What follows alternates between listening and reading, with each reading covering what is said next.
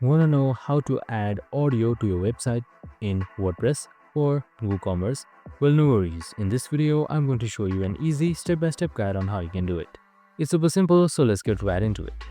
Now, first things first, simply open up your WordPress's admin panel of your current website.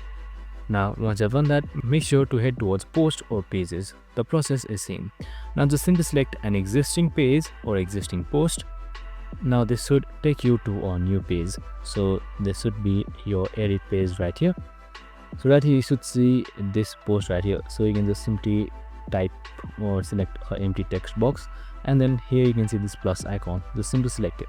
Now just simply select browse all and scroll down until you see audio. So audio should be right here, so you can just simply click it once and then your audio should be dropped right here.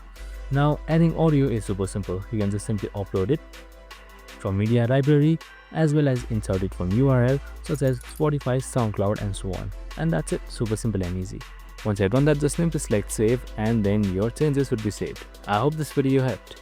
If it did, make sure to like, subscribe, and tune in with us for more of these videos. See you in the next one.